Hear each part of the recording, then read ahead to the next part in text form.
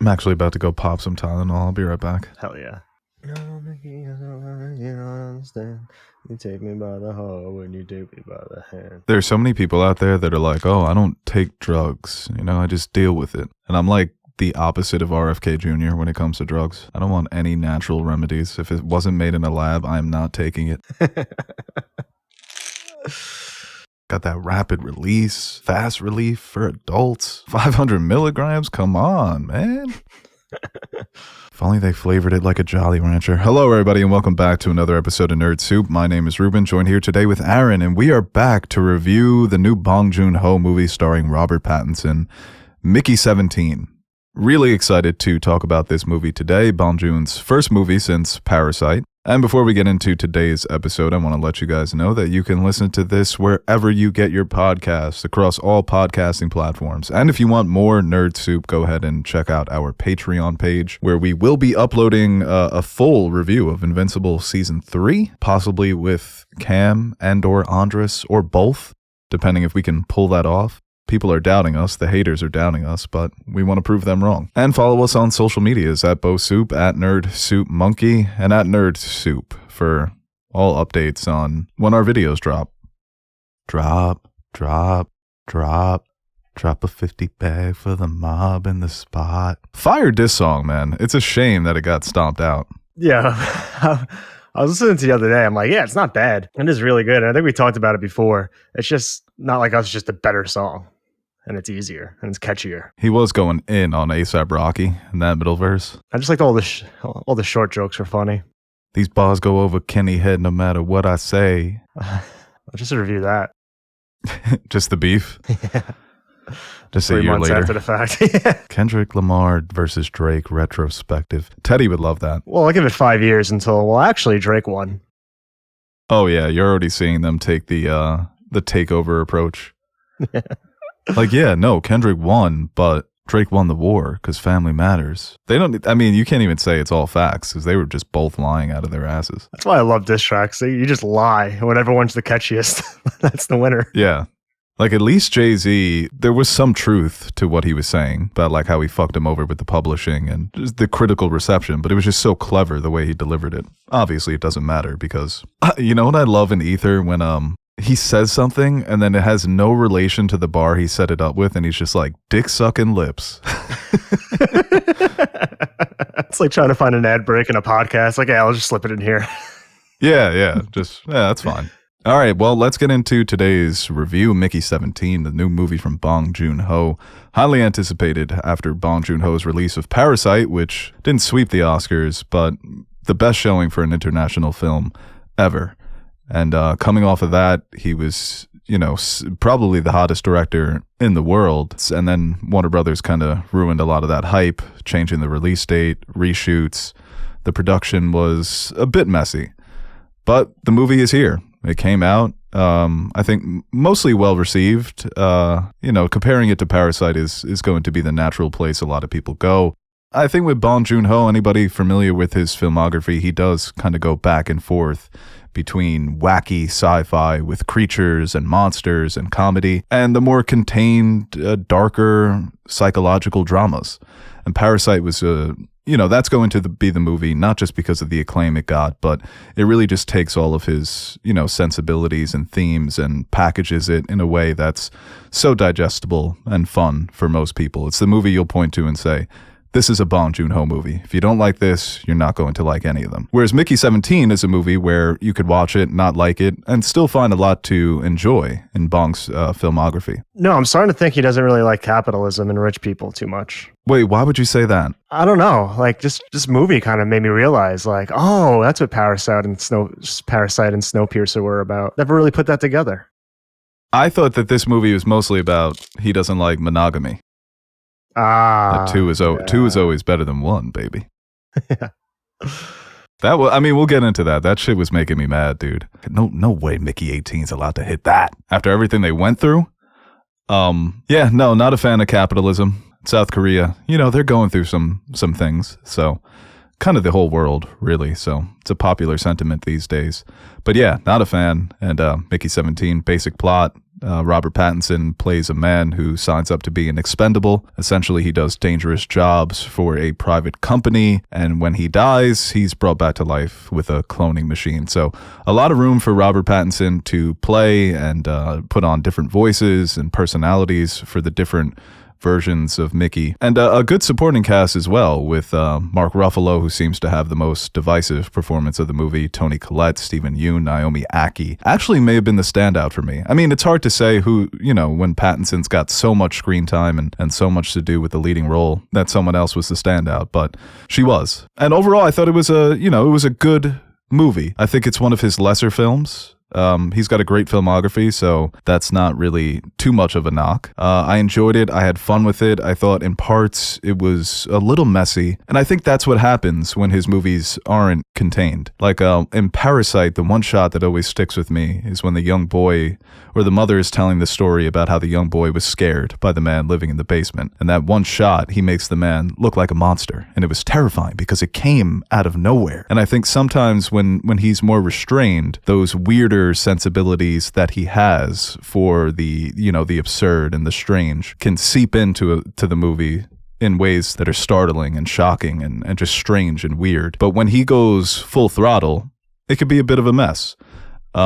Mickey 17 to me was an entertaining mess. Right. And obviously leading up to the movie with all the, like you mentioned before, the struggle to release this movie, I'm like, oh my God, is this movie going to be bad? And like the first act of this movie, I'm like, oh my God, I think this movie's bad. But I think as it progressed, I started to really enjoy it and buy into a lot with what he was doing. But I think a lot of what you said with some of the messier aspects were in that first maybe half hour of the movie, where the approach of the opening sequence and going back, let's show you how we got to this. You might be wondering how I got in this situation. Well, let me take you back a few. I think the build up to when we finally get Mickey 18 was a bit messy, a bit rushed, and it struggled to find its kind of momentum and its cohesion.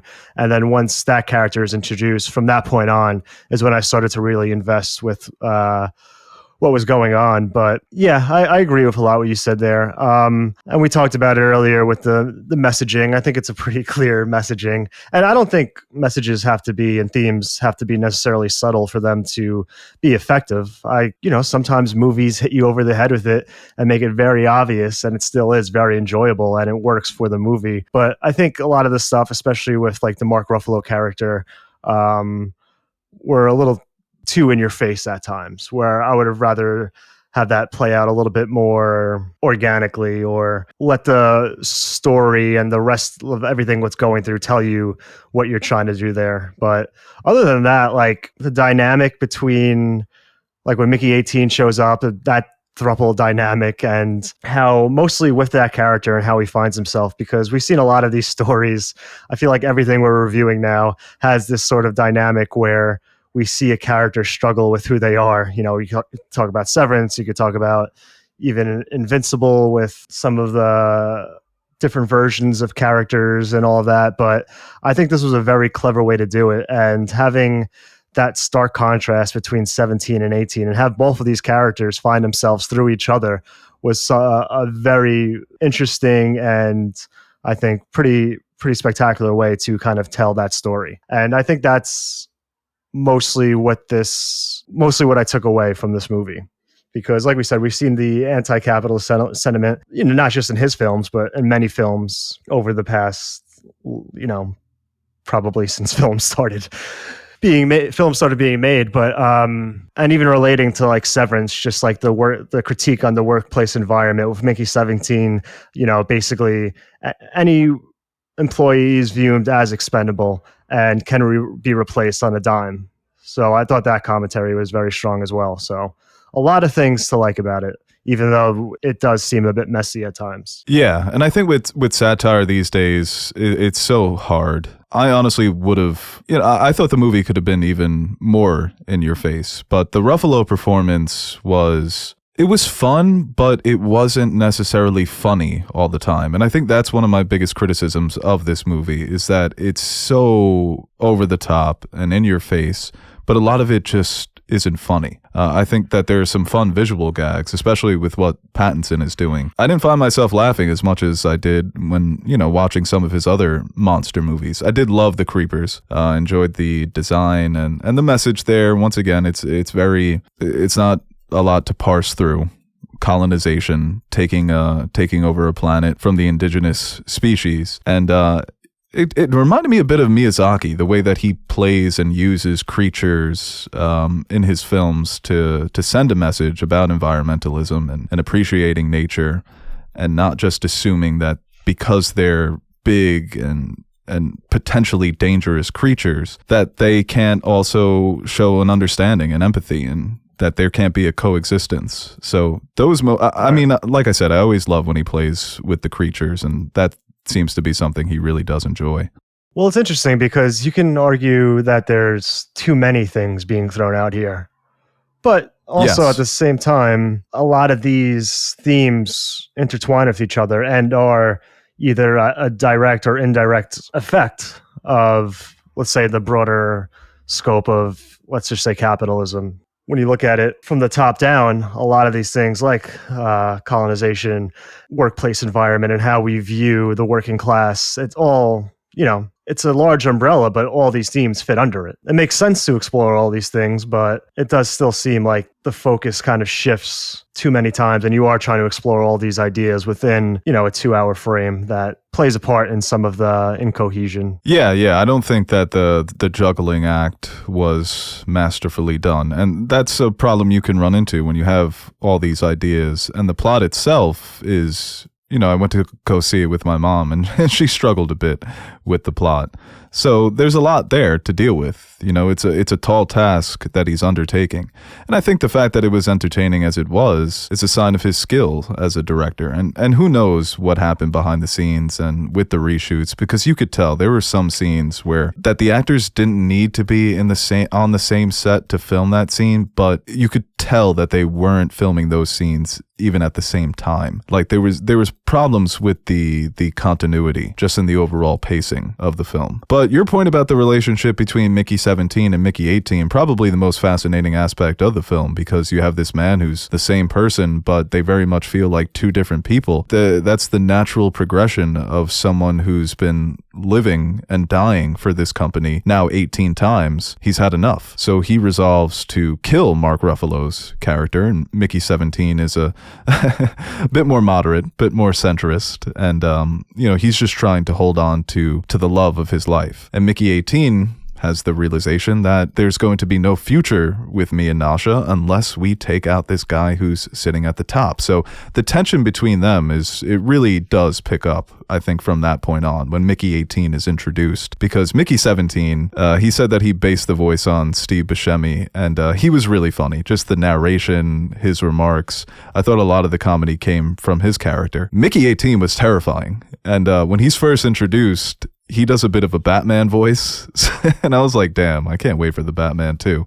But just their arguments when Mickey 18 is bitching him out, or when they're fighting, and that fucking plasma that they keep throwing them into, or whatever it was, that shit was making me anxious every time someone was about to fall in, especially Stephen Yeun. I think that was the one that made me the most frightened. I felt Stephen Yeun was very underused in this movie, and I think that's where maybe some of the production issues, you can tell that they didn't really know what to do with him as a side character. He's got this really basic subplot where he's stealing drugs and selling them on the black market, and then he's just there to be a dick, Mickey's dickhead friend. But Nasha's character, like I said, she was arguably the best part of the movie just because of just her presence, and the character itself, standing by Mickey, being this, sweet and loving partner, and then also helping him even when it's two Mickeys, she's still going to love him because, as she says, that's her Mickey. So I really enjoyed her character and her performance. Naomi Ackie is,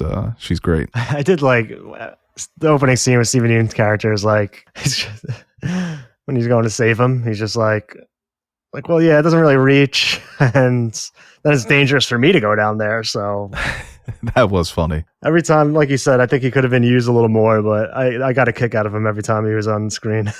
Just to fucking. Oh yeah, he's such a funny actor. And that Um, voice of his is just great. You close your eyes and it's Mark Grayson being a dick. Yeah, that was something I was trying to figure out the whole time between like the Mickey, because it always freaks me out. Like I guess a transfer of consciousness, because when you die and they go to Mickey 9 to Mickey 10, like even though you have all the memories, are you still Mickey, or did that version of you die? Unless they are actually transferring over consciousness, but it made it seem like it doesn't matter, because if he got eaten by the creatures, then there's no way they could have gotten what they needed, unless it's part of like some futuristic cloud. Then how do they make Mickey 18 when 17? I'm not going to try to like dig deep into it. It's just a concept and it's fun. So it's better. Like it's not a criticism at all, but that's just something that I've been thinking about. All the past versions of you are dead. Even if you clone yourself and you have all the same memories, your soul, your consciousness is going to die with you. And that's just a completely different being that happens to share your experiences. But then again, cells are just copy of older cells, right?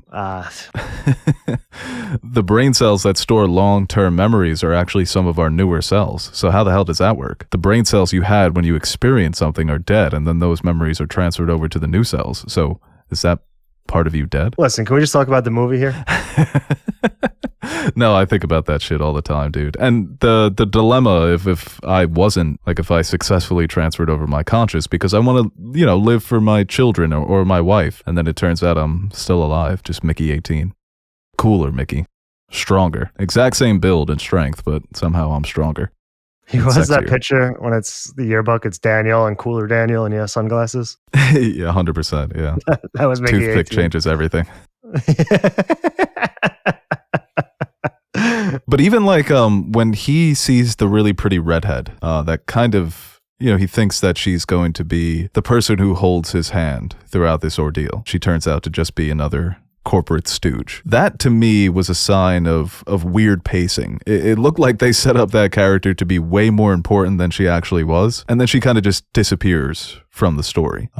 So that was a little strange. And some of the sequences, some of the scenes with Ruffalo's character just seemed to be, just kind of came out of nowhere. The dinner scene was very funny. And that girl too, the one who has a crush on Mickey 17 and she tries to make the deal with Nasha, you keep 18, I'll have 17. Just a strange presence in the movie. I was always waiting for her to do something more. Was she going to betray Mark Ruffalo? Was she going to make a sacrifice or become a villain? And no, she's just there to look pretty. So there were some weird side characters that felt like they should have been more important, like they were set up to have bigger roles, and then they don't. Is Mickey 17's appeal just that he's Robert Pattinson? So he's got the two baddest girls on the ship just dying over him. And he's just this weird guy. He has no redeeming qualities. No, he doesn't. But I guess that's kind of in these days, right? It's a weird, freaky little guy, kind of shy. I think it's just that he's Robert Pattinson. Yeah, no, it's probably that. 'Cause Mickey 18, that's the one you're keeping. Oh, 100%.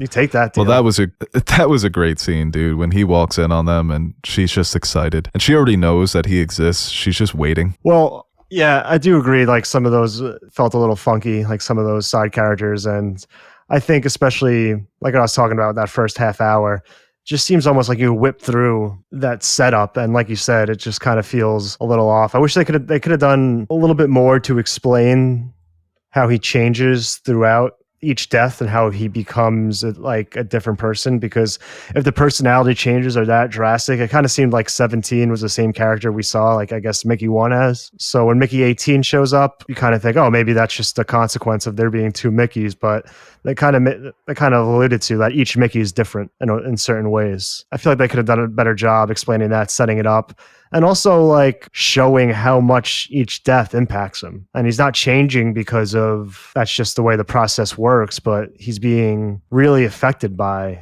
all these traumatic experiences. And I think they kind of use that as a laugh rather than an avenue to really dive deeper into that character and what he's been through. Yeah, it's definitely played more for laughs. And I was going into it anticipating that we were going to see more of the previous Mickeys. That, yeah, most of the focus was going to be on 17 and 18, but I thought that there was a real avenue to have Pattinson go full-blown Buster Keaton, Charlie Chaplin, just putting him through all of these different scenarios where, and they did do that, but even the deaths, the violence, wasn't as clever as I anticipated it would be.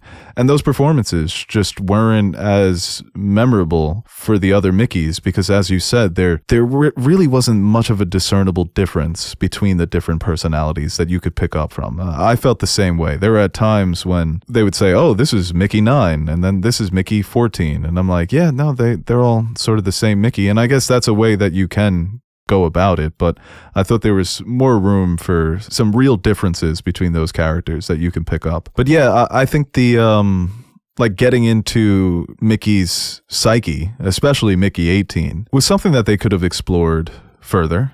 And I think that really could have added to the comedy, because I think when you go really dark, well, at least for me, it just makes things even funnier and more absurd, because at the end of the day, it is a fucking movie. So I think that was a missed opportunity. And as cool and strange as the creepers were, that felt like a very easy resolution at the end. And I don't mind when movies are predictable, but you know exactly where this one is going. It was probably a little bit too predictable. It did crush me when they obliterated the baby creeper. I mean, they treated him like Sonny Corleone. They lit that motherfucker up. It was like when at the end of Inglourious Bastards, when the Bear Jews just unloading clips into Hitler's face.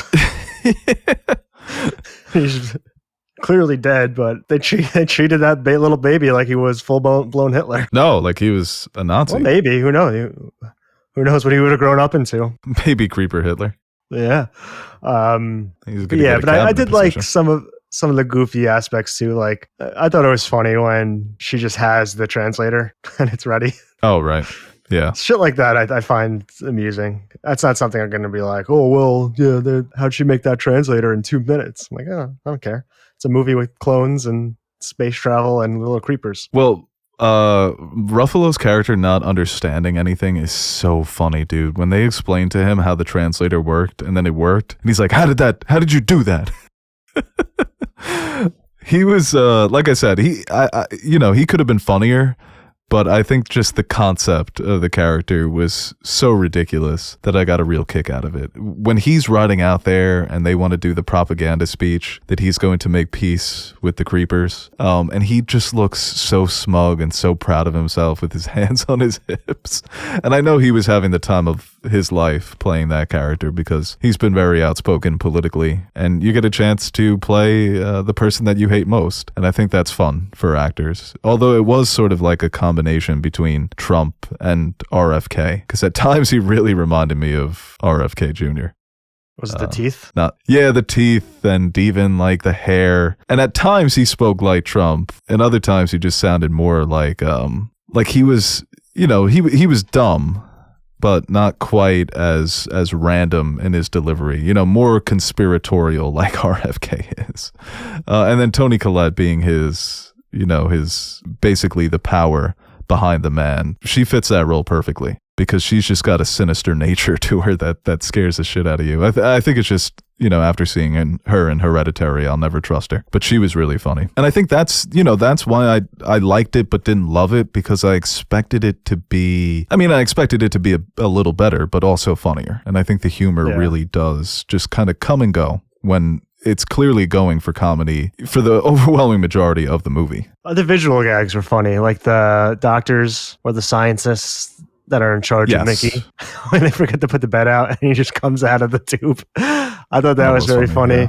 Yeah. Like when they're playing video games and just don't care about him, or even at the dinner scene when they're just hiding behind the doors and then he's run out like once he starts getting sick. Shit like that I thought was very funny. Yeah, the argument over whether they were going to kill him or not, it's like, oh, they'll just make another one. And then Toni Collette's like, no, not on the carpet. And the whole thing with the sauces, it was just I don't know. I found that to be weird. It's a weird way to kind of convey that, but it was just a little like random and just, it didn't, I don't think, translated too well. Because it ended up being like a big fucking part of the movie towards the end. She wanted those fucking sauces. Yeah, dude, when they hooked the little baby too and she had to save it by biting the rope, strong jaw, crimson chin over there. Yeah, no, it ended up just being all about culinary on this foreign planet. We can colonize this alien planet, but the most important thing is that the food is good because we don't want our people eating shitty food. Like you said, they throw a lot of things at you and it never comes together in a package that is clear and easily digestible. It just makes you think about all the different ideas and things after the fact. And you wonder why they went with that, or could they have cut some of these things out, or was there a different way to tackle some of these themes and issues? And it's hard with satire these days, especially when you're going after what we're experiencing now in America. It is so chaotic that sometimes the approach needs to be totally indecipherable, what we're trying to convey here, because that's really what politics has become. Well, also, I feel like with heavy satire, it's enjoyable for people who align with what they're satirizing, you know? And if it's against you, it's so obvious that it's against you. You're like, oh, fuck this, fuck this movie. It's almost more impactful when it's very subtle. And then you find the people who disagree with you agreeing with what's happening in the movie. And upon reflection, they're like, wait a second. But it was just so in your face where, like, I think people who align with Bong Joon Ho are going to like really have fun with it. And I did for the most part. But it's something where I think a little more subtle approach on that, and the more focus on Mickey and maybe the human condition and how everything in the background, we know it's there, but how is it affecting this character? And we do get that, but I think that's where you really should have keyed in on. Yeah, I think there's too many, what's the old saying? Too many chickens in the hen? Too many chickens in the coop? Too many chefs. Too many cooks in the kitchen? Yeah. Yeah. Too many of something in somewhere where it's a small space where it's too much. Like, it's most movies you watch and you're just like, I'll never think about that again. At least this one sticks with you for a little bit. And there are a lot of things to take from it, especially Pattinson. We didn't really talk too much about Pattinson's performance. He's continuing to just pick great roles to further cement himself as one of the better actors today. Different roles, not afraid to play different types of characters, put on different accents. And he looks like he truly just has a good time every time he's in one of these roles. So good for him. Yeah, he's a great physical performer too. That's why I brought up Buster Keaton and Charlie Chaplin. He would be great in a silent movie because he really knows how to act with his body. There were times in this movie where you see him and he looks like a little baby with his bad posture and skittish and nervous. And then Mickey 18, he's just pure alpha. He's a man. He's got good posture when he's Mickey 18. What would we say? Maybe Good Time, but I think The Lighthouse is like maybe the start of the Pattinson rebrand for a lot of people. But even, I'll put Good Time in there. We'll skip a couple of the other movies, but Good Time, to The Lighthouse, The King. I loved him in The King. Waiting for the Barbarians, didn't see that. But then you got Tenet, Devil All the Time, which is another great performance for, like, you could just tell he's having a blast there. Then Batman, Boy and a Heron, and now Mickey 17. All very different characters, very fun performances, varying levels of quality, but most of them are really good. So keep doing that. Yeah, I remember when Cosmopolis came out. That was the one where that came out before Breaking Dawn Part 2, and everyone kind of raised one eyebrow. Like, wasn't expecting that. But I remember even before Good Time watching The Lost City of Z, I didn't even recognize Robert Pattinson. Because he was bearded up, long hair, playing a supporting role. And I remember coming out of that movie really liking it and thinking, good on Robert Pattinson.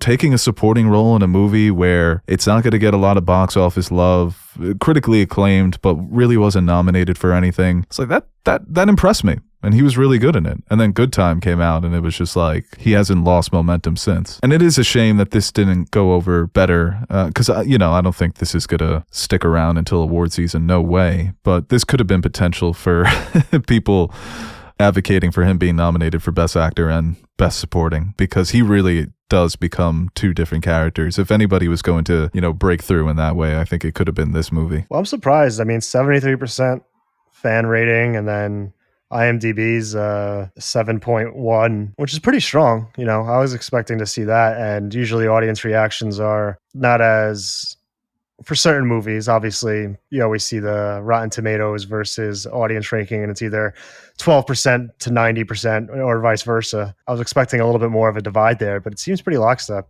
which is good. Even though not many people are seeing it, I think the people who are seeing it are having fun with it. Yeah, I mean, for a March movie, can't really ask for anything better to get this type of movie this early in the year with a movie star, with a director with a big name. We're a bit spoiled, actually, to start this year. This is a funny story. It's like it's a Forbes article. It's like, is Robert Pattinson's Mickey 17 already coming to digital streaming, question mark? And it's just a picture of Mickey 17 looking dumb as all hell.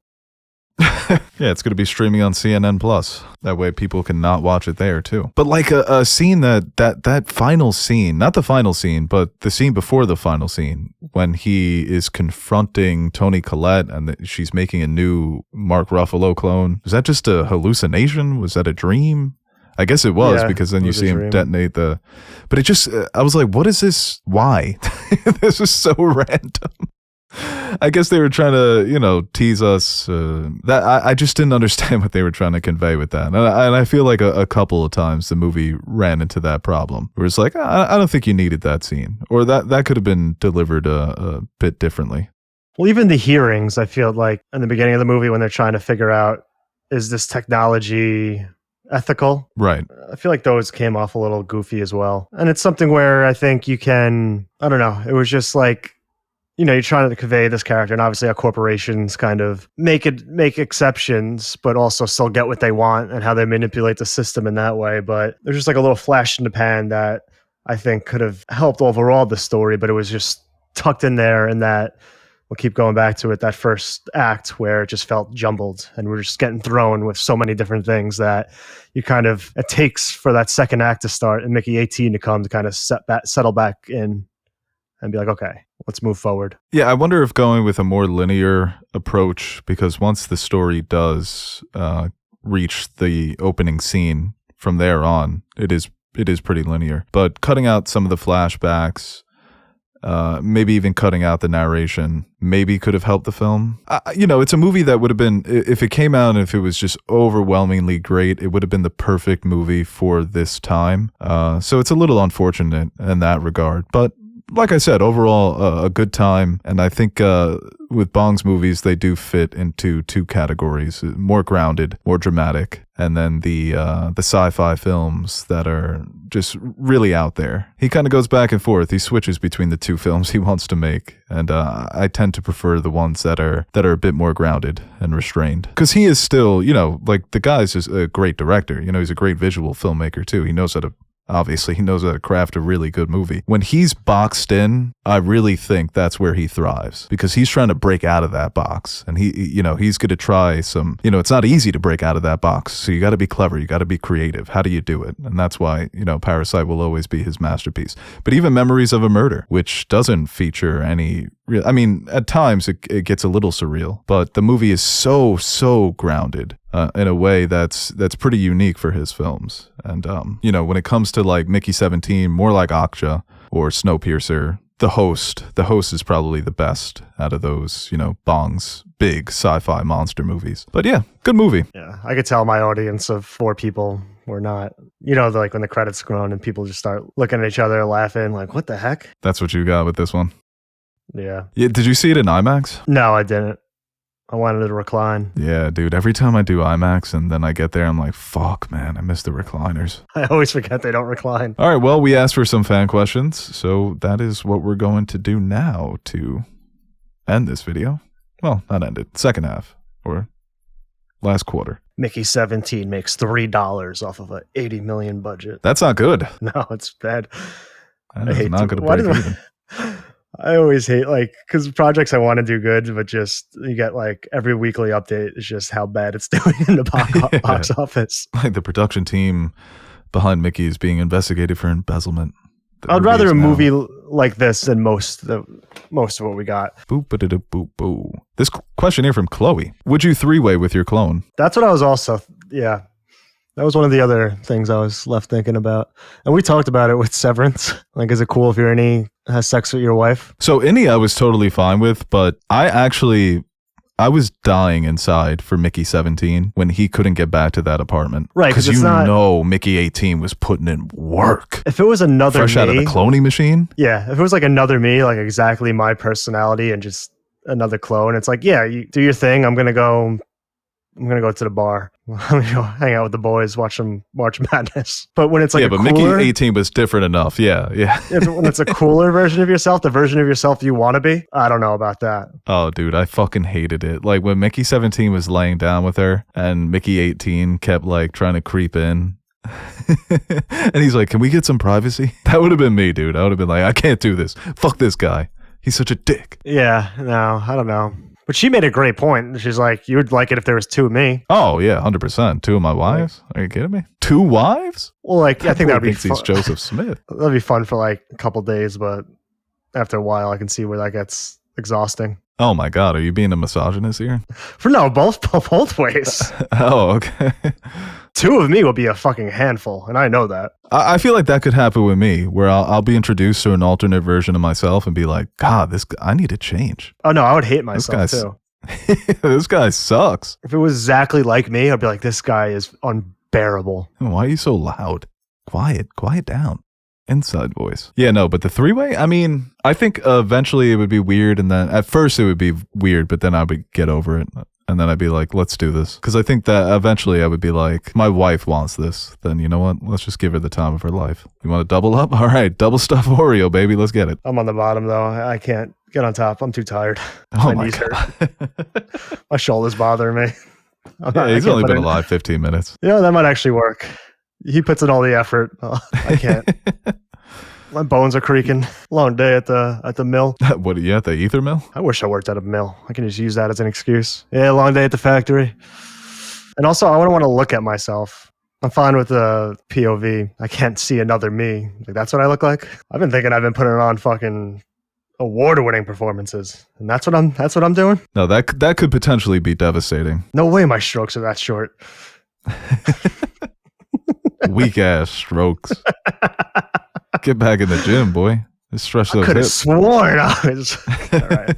Next question. This question here from Campbell. Loved it, but truly don't understand why 18 was such a whack job. Was it because 17 was still alive? Yeah, I think it was just just a matter of like not being able to have your chance to live your life, and having all the memories of how you've been used and abused and killed. That you're done. You've had enough. I'm not gonna take it anymore. I wish she would have just touched upon that briefly. Just like, is that a consequence of him 17 subconsciously finding like enough is enough, and that's what manifested this 18? Maybe they did, and I just didn't pick it up, but. Yeah, I think that's I think that's an idea that they presented the audience, and I don't think it's supposed to be something that's 100%. I think that they're tackling the idea of nature versus nurture. Yeah, maybe 17 is the result of all that because he's just been beaten down into submission all this time, and you get to a certain point that's what causes 18. Yeah, like a person's a breaking point. Why does somebody snap? And I think you can argue Mickey 18 wasn't psychotic. He, at times he was a bit psychotic, but justified. And I think the movie very much positions him as in the right. And he ends up making the sacrifice. So he was really doing this for him to begin with, which is fair. But he progresses in a way where no, he's going to risk his life for Mickey 17. So Mickey 17 can have that life. So it ends up being a bittersweet but happy ending for Mickey 17 because of the sacrifice his alternate future twin other self made. Actually, the more I talk about it, the more I like the ending. I just keep thinking I was like two wives, and you're like, what are you, misogynist? And now I'm thinking of like the misogynist point of view. Yeah. One do the dishes while the other cooks. Hell yeah, sign me up for that. No, there's a few people I know. Or two. I mean, we both watch the game and drink beer all day on the couch. Yeah, no, it's not even like one's designated for shopping and wife time. Yeah, it's just like we'll both. Yeah, we'll do it later, honey. What the fuck was that? How do you miss that? You were wide open. It's baseball and basketball season, honey. I mean, we had the opportunity to watch both games, Yeah, can I get 2 beers, please? Oh no, I forgot there were two of us. I'll be 4 Miller Lights, please. And do you have a friend that can maybe massage 18's feet because his puppies are sore too? No, that could get bad for the wrong person. This question here from Jacob, more for Aaron. I don't know if you're watching this season of My Hero, but he wants to know, what are your thoughts? Is it back? Is it back? Did it go on a break, like a mid-season break? Yeah. Okay. Let me check.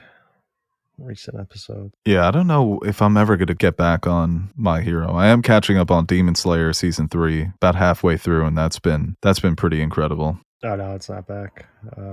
So I guess it's the last year's season. I've always enjoyed the show, and I don't know if it's as good as maybe what was it, season like 3 and 4, that little run, but I think it kind of got a little not messy, but it's just you're going back and forth through so many different locations because they're all spread out this season.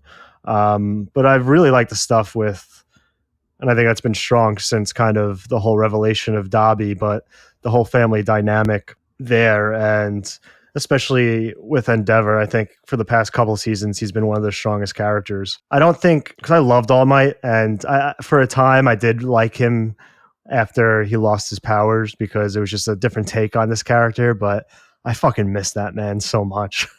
I just miss All Might coming out and just beating the fucking brakes off people. But it's one of those things where I think, because I caught up so quickly and then I had to wait so long for new episodes, where I kind of think at this point I need a rewatch to fully get back into it, because it's something where I'm experiencing it now with One Piece, where it's not going to be as long as a break. I find myself distancing myself from the show a little bit, where I still love it, but it's when you're binging it, it just takes over everything and you're so invested in every little detail, and your recall is so sharp, where it happens with Invincible too, where if you're not keeping up with it, if you're not rewatching it and then trying to jump back into it and they're introducing stuff that happened maybe a season or two ago, you're not really as sharp as you were while you were binging it. I still have a really fun time with it on the week-to-week basis. I'm definitely going to be watching it when the next season comes out, but I feel like it's just so much to watch now, where you put your focus to something else, and I don't know if it's just my brain and I'm not as sharp mentally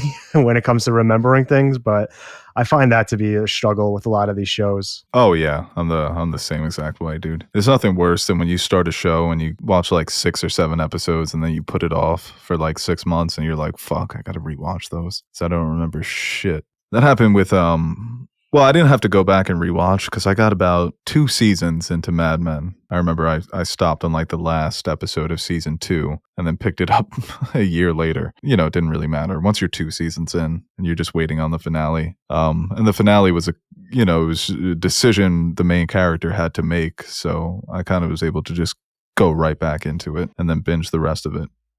Still have 5 episodes left, but yeah, it's always tough. Kind of sick. I've always found Shigaraki to be a better villain than All for One, and they're doing this thing now where like they're becoming one. And Ooh. I don't know. I miss Shigaraki. He's always just been more compelling to me for All for One, and All for One's cool. He has all of the quirks and everything, and his power is very interesting. But as a character, I'm not as drawn to him as I was Shigaraki, and I feel like we've lost that the past season or so. Yeah, I remember the best Shigaraki ever was for me was during the Overhaul arc. Just seeing him take a back seat, embodying the Idris Elba meme. Not everything deserves a response. Just learn to observe and then strike when your enemy is at their weakest point. So that scene when he breaks Overhaul's arms and he's like, the fruits of your labor are all mine. I was like, this is the best villain on TV right now. And then for me, he never kind of reached that height after that. But yeah, it feels like My Hero really thrived on how well they balanced the cast of characters, because it's very similar to Naruto and Hunter x Hunter and some of the other shonens where you have the main character, but then he's supplemented by all these other cool characters. But a lot of times they get lost in the story. They end up focusing mostly on the main characters. But My Hero always did such a good balancing act. And I think sometimes I forget the creator's name, but he recycles a lot of plot points. And it seems like, I know the ending of My Hero, not a fan of it. I think, he's really struggled on where to take the story and how to end it. Well, we're at a point now where it's all out war. And I feel like what gets lost is just the kid dynamic, where they are kids at school. and a Yeah. lot of the relationships building through that environment. But when it hits, like when they craft these epic moments and fight scenes, it always fucking hits. When Deku, it always gets me when the fucking All for One lights all come together, and the one for all lights all come together, and he's speaking with them and he's learning about his powers, and it all culminates to this newfound power that we've never seen before, and he just starts beating the shit out of people. It always is just hell yeah. Dude, that's why I love 5 out of 5 hell yes. Yeah. The Adam Eve moment in Invincible episode 8 was straight out of an anime. That was the first time I think watching Invincible I got that feeling of an underdog proving the enemy wrong, getting the best of their opponent, and it's just so exhilarating every time it happens. Invincible's almost like the anti-anime at times, because I think It even is. and not even spoilers, slight spoilers for the last episode, but when Conquest is like, yeah, getting madder doesn't make you stronger. It's like Right, an anime. yeah, really That's all funny. you need. Yeah. I was just No, waiting for him seriously. to unlock this hidden power that's been inside him the whole time, but he just keeps getting his ass kicked. A few more questions here. This one here from Gorilla the Conqueror. Shout out to Gorilla, always asking the good questions. Are you guys going to review Daredevil, Born Again? Episode 3 was insane. And he used the exploding head emoji. I don't think I can physically bring myself to watch Daredevil or any Marvel show. I watched the first 2. I like it, but it's the same thing we were talking about before. If you want to tell me actually what happened in the other seasons of Daredevil on Netflix, I couldn't tell you. I know the And gist. they of are it. kind of doing, yeah, they're kind of doing continuity. It's Elseworlds, but it's basically all that stuff happened. Yeah, I'm not sure how they're playing it as far as connecting to the overall MCU, but Well, people being like, "Oh, the people in New York would vote for Fisk for mayor." Yeah. The mayoral race we have going on now is going to be Cuomo versus Eric Adams. I'd vote for Fisk. Over those two guys, I would 100% vote for Fisk. He's changed now. He seems to know what I'm going through, you know? Does he have any wacky policies? Is he running as a communist? That would be fun. I don't know what they don't really explain. He's just like, yeah, I'm the best guy. Clean up the streets. No more vigilantes. Oh shit, he's running against the Soups. Yeah, I feel like that's shaping up to be a Patreon review. But there's a scene when he was like construction work and there's a lot of traffic. And they're like, we haven't got any authorization yet. And he's like, I'm giving it to you. And everyone's like, yeah, I'd vote for that. Oh, that was nice of him. He's getting stuff done. I mean, I support construction. Other than that, in the context of the MCU, I don't know what else.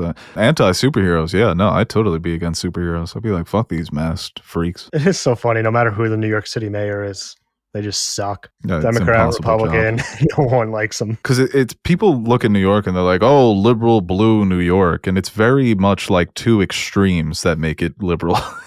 It's like super, super conservative business, rich freaks, and everybody else. So it's just impossible to make everybody happy when you're mayor of New York. It is a tall, like, I feel like you can't be they should break it up. New York?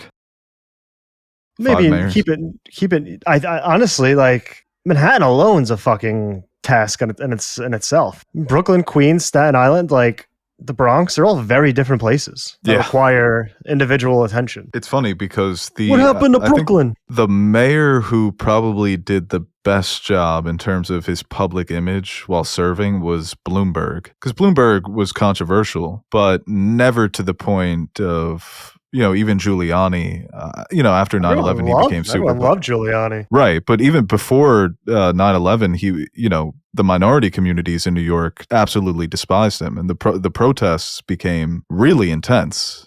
And even at that point, 9/11 really did save his image because he was popular in the 90s. But towards the end of the second term, he became super unpopular. Same with Bush. Yeah. Yeah. I was 10 at the time, and I was like, Giuliani went to Yankee games and threw out the first pitch. I'm like, oh, this guy rules. Oh, yeah, America's mayor. Are you kidding me? I didn't know people hated him until I was older. You know what's funny is my dad never bought into the hype even after 9/11. I was like, wow, man, you were ahead of the curve there. So you look at Giuliani now, he's such a whack job. De Blasio was just a just an idiot. In terms of what he believed in, he betrayed it. So it's like the people that are conservative are never going to like you. So you betray everything you believe in. So your base hates you now too. And he was just a goofy guy. I don't know what Eric Adams stands for. I have no idea what he is about. Cops and no libraries. And building consulates for Turkey, for the Turkish government. I like New Year's. I watched Andy Cohen at Anderson Cooper telecast, and they just got fucked up. And then no matter who the mayor is, no matter what, Andy just takes like a half hour after he's had like 5 shots and just rips them apart. Remember when Andrew Yang ran for mayor? No, I remember ran for president. He just can't win. I just know he liked math and wanted to give me $10,000. I'm like, okay. Yeah, I'm a little, the math thing, a little skeptical, but I like money. Boy, do I like that money. I'm surprised Anderson Cooper does that. Because he is like a respected journalist, and once a year he just gets fucking hammered on television while Andy Cohen yells at the mayor. You know he came from Vanderbilt money? Yeah. Everyone's a fucking Nepo baby, dude. I remember when I was watching, like when I first watched Twin Peaks, and one of the writers is Mary Jo Deschanel. I'm like, I wonder if that's Zoe Deschanel. I wonder if we have a little nepotism going on. I forgot if that's the case or not, but I remember looking it up. No, I think she is Nepo baby. Yep. The younger daughter of cinematographer and director Caleb Deschanel and actress Mary Jo Deschanel. Oh, there we go. Yep. That was when I found out Dakota Johnson was related to Don Johnson. I was like, nah, she's one of the good ones. But that did shock me because it's such a common last name that you don't think twice about it. Don Johnson, great actor. Well, so good at playing a racist man. Nepotism in the film industry is weird. Like, because there are obviously people who get defensive about it, and some people who are just like, yeah. But it's like, I know you're talented enough to justify you getting roles. Certain people are. Certain others not. But even the ones who are talented enough to justify their position, you still got help to get in the door. There are probably millions of talent, maybe not millions, but a ton of talented people out there that just can't get a shot, Oh yeah, totally. Like when Patrick Schwarzenegger, who's doing a great job in White Lotus, really talented actor, he was saying, listen, I obviously have the last name that people recognize, but I've been doing all these auditions over the years and I've been turned down plenty of times. And the point is that you're getting these auditions because your last name is Schwarzenegger. So it's people that don't have that famous last name don't even get in the door to try to get these roles. And eventually one of those roles, it hits for you or hits a couple of times and you end up on in a big time movie or a hit show. And that's just something that other people can't even work towards. We're not doubting that you put in the work or that you don't deserve it. It's just a matter of, and it's really hard to fix it. And I don't, the idea of being in the family business, if you want to call it that, I'm not against that whatsoever because these people grow up and they like anybody worships their parents and what they do. They idolize their father. If they want to be a fireman or a cop or a nurse or a teacher, it's the same thing in film. Robert Downey Jr., one of my all-time favorite actors, big time Nepo baby. But he was involved in film his entire life for the detriment, honestly, of his childhood and his teenage years. So that's just always what he was going to do. But it's a matter of these people with that privilege acknowledging it and advocating for ways that we can change that, where we can give people that don't have the famous last names more opportunities like they used to do. And it's kind of winding down, but that's why England for a long time was so great, because they really emphasize giving everybody an opportunity to come up through the arts, to, learn how to act from a young age, or in theater or with music. And obviously, nepotism and privilege still played a big role in that. But there was an effort to really expand the arts so that the everyday person can have an opportunity to make a life out of that, make a career. And that's something that, we've just never had in America. And the way that things are going now, that seems to be on the bottom of everybody's lists when it comes to what we should be investing in. I mean, that's something that I would love. Oh, well put. You should run for mayor.